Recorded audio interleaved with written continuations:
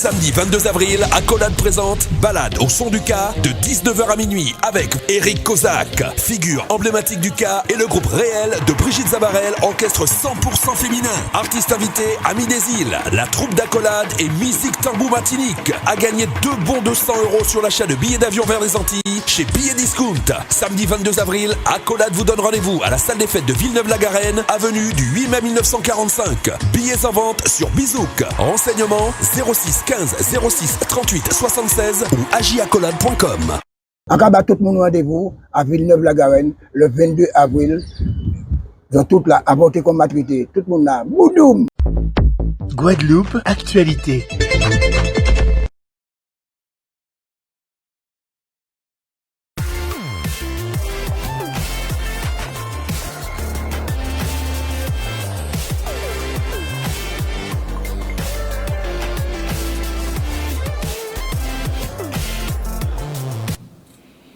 Bonsoir à tous, c'est un plaisir pour moi de vous retrouver pour cette émission politique. Nous partons du côté de la commune de Vieux Habitants avec le maire Jules Otto.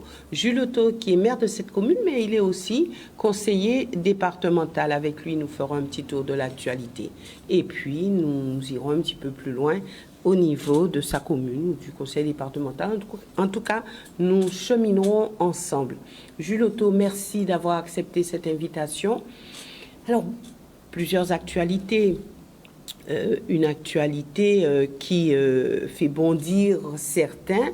Je ne sais pas si vous l'avez lu, mais il y a une étude américaine qui a été faite concernant le vaccin anti-Covid et qui dit que ce vaccin protégerait le cœur, serait bénéfique pour le cœur. Alors, ça vient démonter tout ce qu'on a entendu jusqu'ici. Est-ce qu'on peut se fier à ce qu'on entend ou à ce qui se dit sous couvert d'études, selon certains, d'études fiables? Premièrement, je voudrais adresser un bonsoir à la population de la Guadeloupe, et en particulier à celle de Vieux Habitants et du canton de Baye Vieux Habitants Bouillante. Bon, sur la question du Covid, on sait très bien qu'avec maintenant les réseaux sociaux, avec même on a des supports scientifiques qui donnent des informations. Je crois qu'il faut rester prudent, il faut rester vigilant sur ce qu'on entend. En tout cas, moi, dans ma démarche, je fais confiance à la science, aux médecins, qui, pour se protéger, donc on a mis en place un dispositif, notamment le vaccin. En tout cas, je me suis parmi les élus qui ont pas appliqué, mais disons qui ont adhéré à la démarche concernant la vaccination. Vous avez pris? J'ai pris mes 3 vaccins, bon, jusqu'à maintenant. Enfin, là, on est à la 6e ou 7e dose. Non, je me suis arrêté au 3e, vous n'êtes pas allé jusque-là. Au 3e dose. Bon, j'ai pas eu de conséquences particulières. Ceci étant dit, j'ai entendu beaucoup de choses, mais quand on prenait les vaccins avant, il y a toujours eu, quand on prenait les BCG, quand on prenait d'autres vaccins, il y a toujours eu des conséquences secondaires. Ça dépend des individus, ça dépend de notre corps, de notre constitution. Mais globalement, quand je regarde avec recul, et c'est notre responsabilité quand on est élu, quand on est sur un territoire, c'est quand il y a une situation sanitaire, notre responsabilité en lien avec les services de l'État, c'est de protéger la population. Donc on avait devant nous une pandémie et la réponse qu'on avait pour protéger notre population, c'était se faire vacciner. Donc on a mis en place, notamment sur Vieux Habitants, un centre de vaccination éphémère pour pouvoir protéger, et en particulier les personnes âgées. Donc on a eu quand même quelques décès sur le territoire de Vieux Habitants et dans la zone Côte-Soulevant. C'était ça simplement ma démarche, une démarche de dire protégeons, mais Jules Otto est élu, j'ai un champ de compétences professionnelles qui est dans le monde agricole, je suis de formation d'ingénieur agricole, mais j'ai fait confiance aux médecins qui étaient sur le territoire. Les 4 médecins, j'ai discuté avec eux, c'est avec les infirmières qu'on a travaillé. Donc aujourd'hui, qu'il y a une étude qui dit des choses, bon, je veux bien regarder précisément et puis les origines, quel groupe scientifique, quelle est la véracité ou le sérieux de cette étude, parce que des études comme par exemple c'est pas bien borné, la méthodologie n'est pas bien posée, on peut trouver des résultats qui disent tout son contraire. Donc, il faut quelque part se dire que nous sommes à la merci de tout. Non, je ne crois pas. Il faut simplement travailler avec et faire confiance Moi, je ne suis pas expert dans la mécanique, je ne suis pas expert dans l'audiovisuel. Il y a des gens qui ont fait des études, qui ont travaillé. Il faut rester vigilant, il faut avoir le droit à l'interpellation, à discuter, à échanger, et à s'interroger sur ce que nous disent nos médecins, à regarder, mais ils ont été formés. C'est eux qui ont toujours fait avancer la science, et fait avancer la médecine, et font avancer aussi la protection sanitaire des populations. Donc, dans le cadre d'une pandémie, il y a des professionnels, il y a des personnes qui sont là pour ça, et qui doivent nous protéger, donc ils font leur boulot. Je pense qu'il faut faire confiance. Après, je dis, il faut rester vigilant, il faut s'interroger, il faut, avant d'adhérer à une décision, à prendre une décision, mais il faut toujours s'attacher à des personnes ressources qui sont là pour ça et qui sont là pour nous protéger. Donc, juste avant de passer à un autre sujet que j'aimerais développer avec vous, que pensez-vous, et rapidement, du fait qu'on est déjà avancé sur ce problème de Covid? Vous voyez maintenant, on n'en parle presque plus, sauf lorsqu'on parle du personnel soignant suspendu. Vraiment, Jules Otto, en tant qu'élu, en tant que Guadeloupéen, que pensez-vous de cette affaire? Et si vous étiez aux commandes de toutes ces choses, qu'auriez-vous fait? Je pense qu'il y a une approche humaine de ce dossier-là et que ces personnes qui sont en situation, il faut le reconnaître, de difficultés, on va dire, matérielles, il faut trouver une solution. Mais il faut aussi se dire, quand il y a eu des personnes qui travaillent à l'hôpital, qui ont adhéré à une démarche et qui se sont protégées parce que c'était et puis ce sont des fonctionnaires. Et donc il y a eu des consignes qui ont été données, donc, et d'autres qui ont refusé.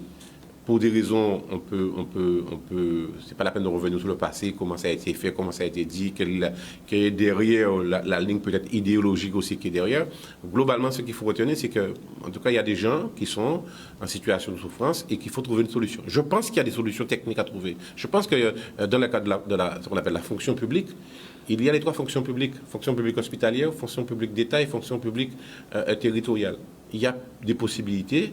Parce que moi, je pense que ça va être un problème, on va dire, allez, on va employer un grand terme, un problème managérial, un problème humain à faire cohabiter des gens qui se sont confrontés entre ceux qui ont adhéré et qui sont aujourd'hui, qui travaillent à l'hôpital, et ceux qui sont, je ne mets pas en doute leurs compétences professionnelles, mais ceux qui sont restés dans leur logique de dire pour des raisons qui leur sont propres, je ne prends pas le vaccin, et aujourd'hui, effectivement, il faut trouver une solution. Je dis simplement que humainement et techniquement, des solutions sont possibles, peut-être pas au sein de l'hôpital, peut-être au sein, ce sont des gens qui sont des fonctionnaires. C'est possible, pourquoi est-ce que... Ce sont des fonctionnaires, donc...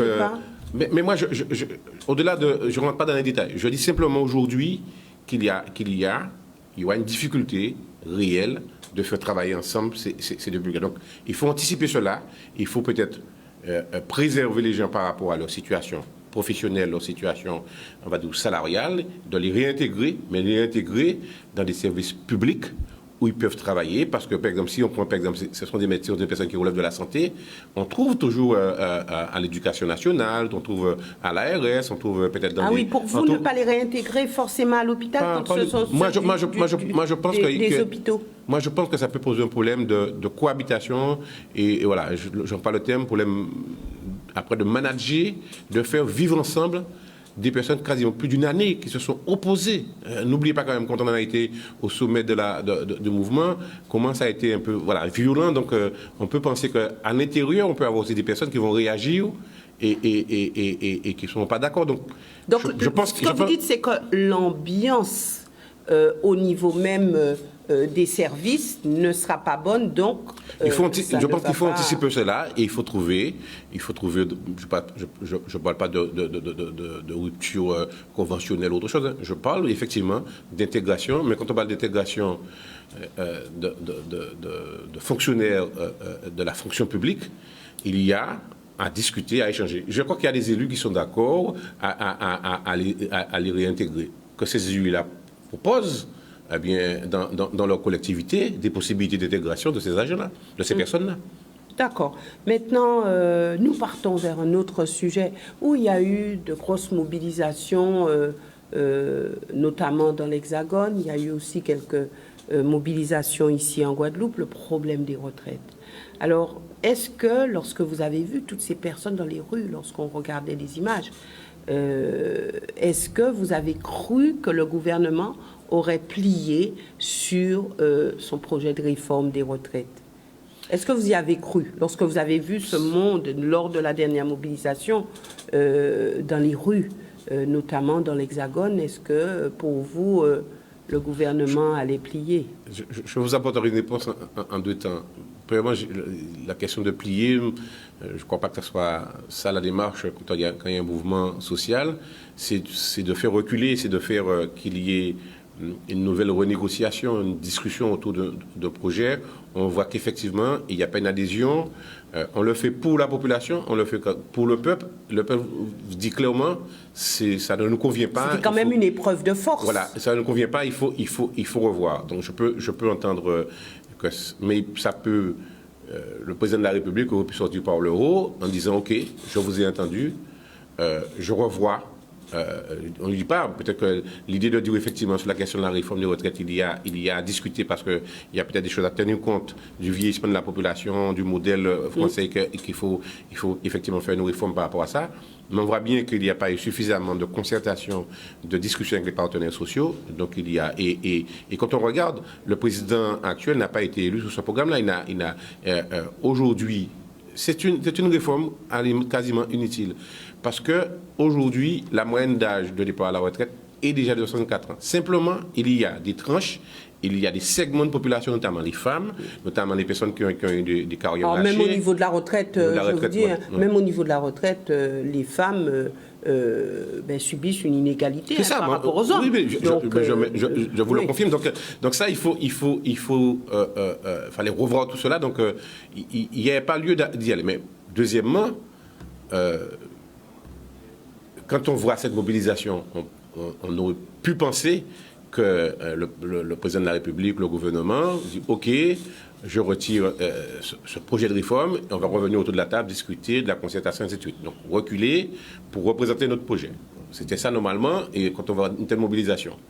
Mais on connaît la verticalité de ce président, on connaît l'entêtement, et on voit bien quand par exemple Olivier Dussopt, ceux qui se disent, qui viennent de la gauche, qui disent que c'est une réforme de gauche, et qu'aujourd'hui au Sénat, c'est la droite qui fait passer la réforme, on voit bien les incohérences. Donc Olivier Dussopt, pour se sauver, pour ne pas perdre la face, parce qu'il vient, voilà, j'ai eu à le croiser au niveau du Parti socialiste. Donc c'est quelqu'un qui disait des choses par rapport à la retraite, et aujourd'hui il dit tout à fait le contraire. Donc, et puis il essaie de prendre des arguments pour montrer que c'est une réforme progressiste, une réforme de gauche. Alors que je ne crois pas que le Sénat à droite, et quand on a vu, c'est quand même la droite qui a voté pour cette réforme de recul de l'âge de la retraite à 64 ans. Il y a quand même des gens de gauche aussi qui ont voté. Non, globalement, ça a été, les deux blocs se sont respectés, mais c'est pas du tout.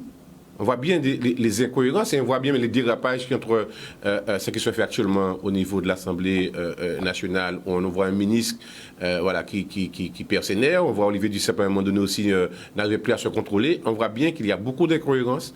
C'est une réforme que le président, parce que c'est des promesses certainement à la droite, il veut absolument le faire passer et il ne veut pas y revenir.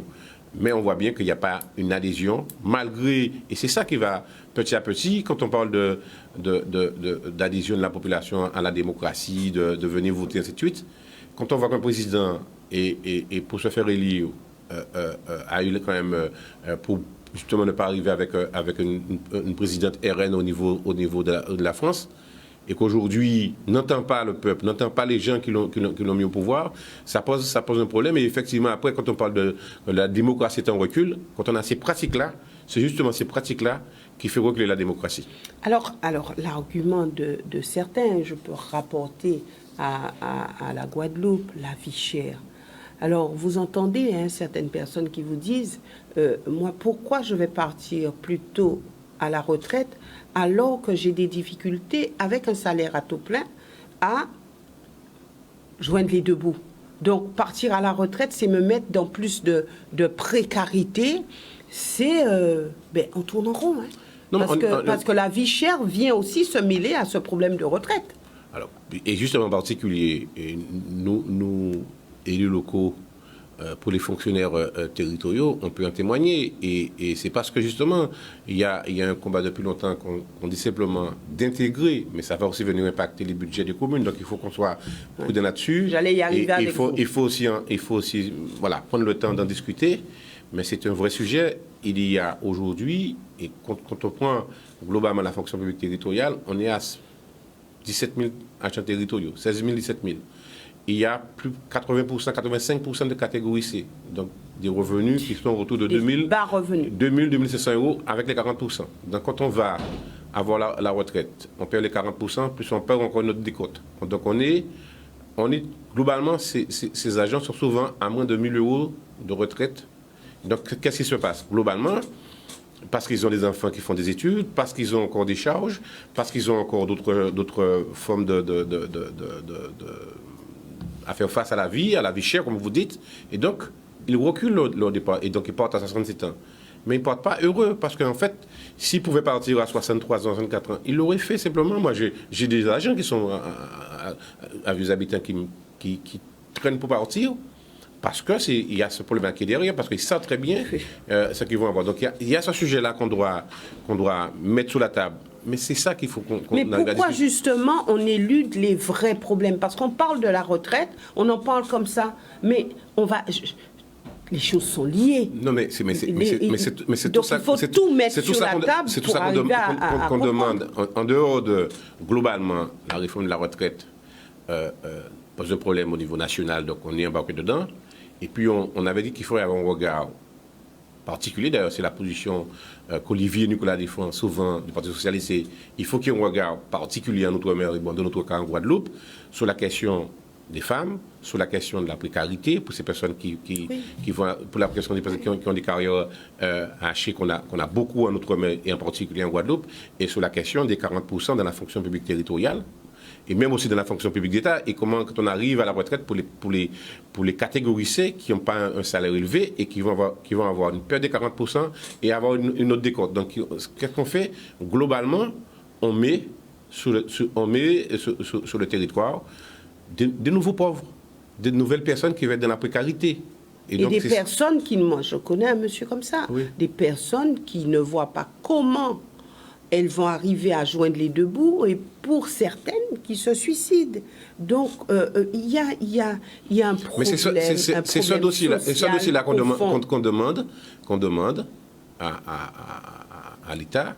Et je crois que les sénateurs, la délégation qui aujourd'hui travaille sur la question de la vie chère, tout ce paquet-là est dans la discussion. Maintenant, c'est quelle va être la volonté du gouvernement d'entendre cette situation et de dire quels gestes qu'on peut faire en direction de ces populations pour que demain matin, quand ils partiront à la retraite, qu'est-ce qu'on peut mettre en place comme dispositif pour ne pas mettre effectivement sur le territoire ce qu'on appelle de nouveaux pauvres qui vont avoir moins de 1 000 euros, qui vont avoir moins de 800 euros pour la retraite. Moi, je serais tentée de vous dire, est-ce que fatalement ça n'arrivera pas?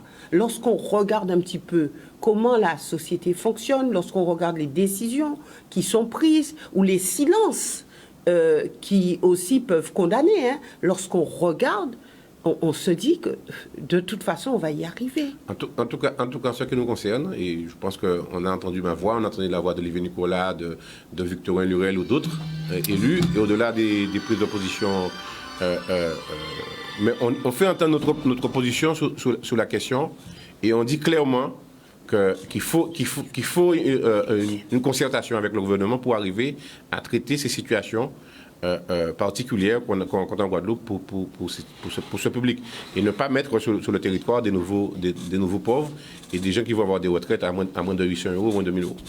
Alors, comment vivre comme ça? En tout cas, pour vous, élus guadeloupéens, que vous soyez maire ou autre, c'est une problématique qu'il va falloir prendre en compte dans votre gestion.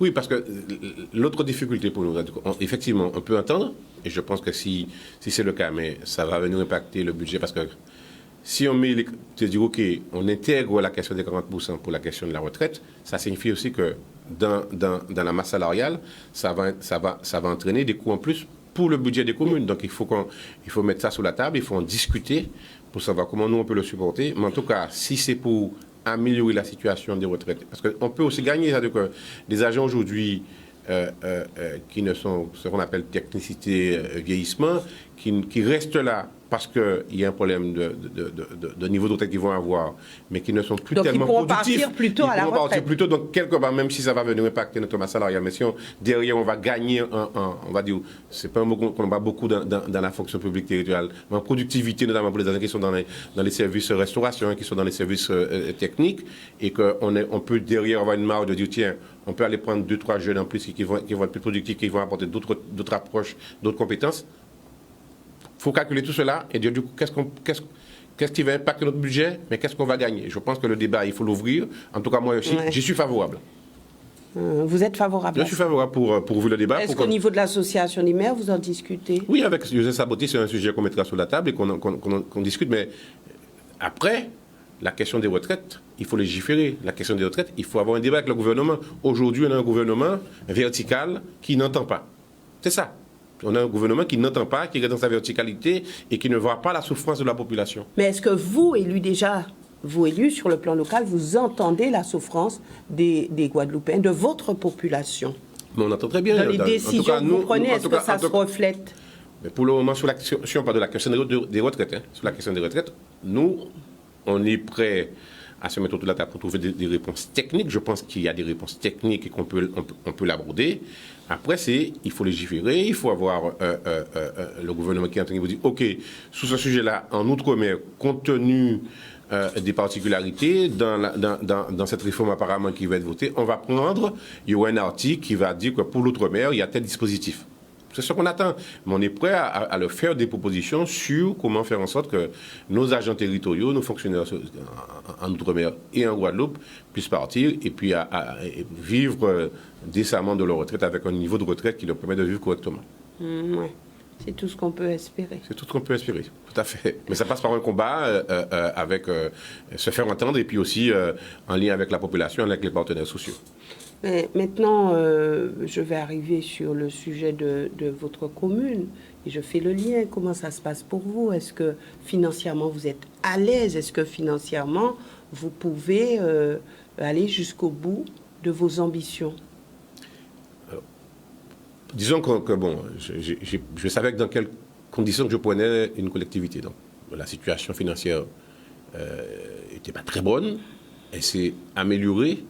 Mais c'est amélioré avec beaucoup d'efforts. Premièrement, sur ce que j'appelle le rythme de vie de la collectivité. Premièrement, j'ai voulu montrer l'exemple avec mes élus, de dire que ça peut paraître des détails. Je n'ai pas pris de directeur de cabinet, je n'ai pas de voiture de fonction, je n'ai pas de chauffeur. Vous n'avez pas de directeur de cabinet? Non, vous faites comment? Vous faites tout vous-même? Bon, j'ai estimé que je viens de la fonction publique territoriale, donc j'ai une connaissance et je vais m'appuyer sur mon administration. Et c'est ce que je fais. Bon, c'est pas facile, mais c'est un choix. Vous pouvez compter sur votre administration? Oui, parce qu'il y a au-delà des choses parce que moi j'ai un discours exigeant avec eux, au-delà des choses que je peux leur, en termes de reproches ou bien d'attendre mieux que ça de leur travail, mais si j'ai des agents globalement impliqués sur le territoire et qui font bien leur boulot. Après, ils font leur boulot en fonction de leur champ de compétences, de leurs compétences métiers, mais globalement, je n'ai pas de conflit avec les agents. Je me suis, dans mon approche avec les agents territoriaux de Vieux Habitants, je me suis organisé à avoir un dialogue avec eux, je me suis organisé à avoir un dialogue avec les partenaires sociaux qui fait que les choses se passent relativement bien. Je n'ai pas de sujet majeur, même si ici ou là, il y a des fois des situations. Et en situation de travail, il y a toujours des situations de conflit, mais qui peut être positif. C'est ce que j'essaie de faire. Après, voilà, donc il y avait ce rythme, on va dire, que j'ai imposé à mes élus et à moi-même, et puis aussi un rythme de gestion, on va dire, drastique sur le rythme de vie de la collectivité, sur les dépenses. Et puis, les dépenses, on a été sur le 0,11 et le 0,12, celui qui est sur le personnel. Donc, j'ai eu des départs à la retraite que je n'ai pas remplacé, donc je fais des efforts, mais je sais aussi que je dois commencer à penser à remplacer quelques agents parce que c'est pas tenable. C'est pas tenable. Et de l'autre côté, sur toutes les dépenses type liées à l'eau, à l'électricité, dépenses quotidiennes, j'ai aussi baissé le niveau. Et j'ai pu trouver des endroits avec la consommation d'eau, la consommation d'électricité. Donc, qui fait que, eh bien, en fin d'année 2022, on n'est plus sur cette charpe de la CRC et qui fait qu'aujourd'hui, le budget 2023, j'ai la main. Mais la situation reste toujours sensible. Donc on reste vigilant, mais on a au moins un budget et qu'on peut commencer, même s'il y a eu des choses qui ont été réalisées. D'ailleurs, je fais mon bilan à mi-mandat. Je vais distribuer à la population d'ici le mois de mai, le mois de juin, un document pour montrer par rapport à mes engagements où on en est, malgré la situation difficile, comment on a travaillé, quelle stratégie qu'on a mis en place.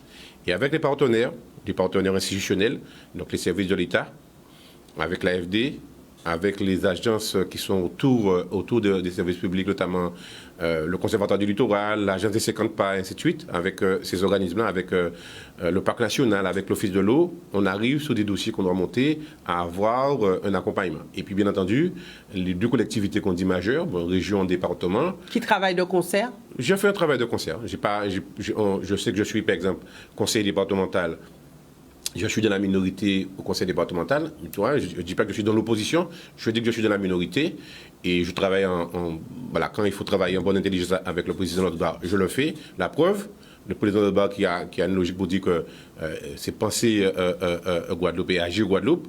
Et dans ce qu'il fait concrètement aujourd'hui, en tout cas pour le moment, il est venu à Vieux Habitants, il a été à Marie-Galante. On voit bien qu'il est sous le territoire Guadeloupe et on a signé un contrat pays pour Vieux Habitants sur des choses où le département dit OK, par rapport à votre projet, on vous appuie, on vous accompagne sur ces dossiers-là, ce qui a été acté déjà sur 2023, et on doit construire, élaborer un contrat pays qui va sous la mandature du président Osborne. Donc, je trouve que la démarche, elle est bonne, j'adhère, et puis même si je peux avoir un regard critique sur certains points, mais globalement, c'est lui le président, c'est lui qui donne le là et qui donne les orientations, et sur ce qui est bon pour ma commune, je sais travailler dans ce sens-là avec le président du conseil départemental. Je fais la même démarche avec le président de région, même si aujourd'hui j'ai quelques dossiers, je dois revoir avec lui sur ce que j'appelle la rapidité de l'exécution. Il y a des dossiers que j'ai trouvés, donc moi je me suis inscrit dans la continuité que l'ancien maire portait. Ces dossiers-là, je trouve qu'on prend un peu de temps, pas trop de temps. Il y a quelques dossiers aussi que j'ai mis en place avec lui, je trouve que peut-être par rapport à la situation Covid, peut-être par rapport à la situation de la vie chère, notamment avec l'Ukraine qui fait que les prix ont explosé. Mais concrètement, j'ai des dossiers qui prennent du retard. Ça ne veut pas dire qu'il n'y a pas un accompagnement de la collectivité régionale, mais il y a des dossiers qui prennent du retard. Je dois faire un point avec le président et avec ses services pour faire en sorte de voir quels sont les points de blocage, quels sont les leviers qu'on peut lever pour faire en sorte que ces projets-là avance un peu plus vite. Merci Jules Otto d'être venu sur ce plateau. Outremernews.fr, le site de l'actualité Outre-mer, 24 heures sur 24 et 7 jours sur 7. Retrouvez la chaîne Outremer News sur YouTube.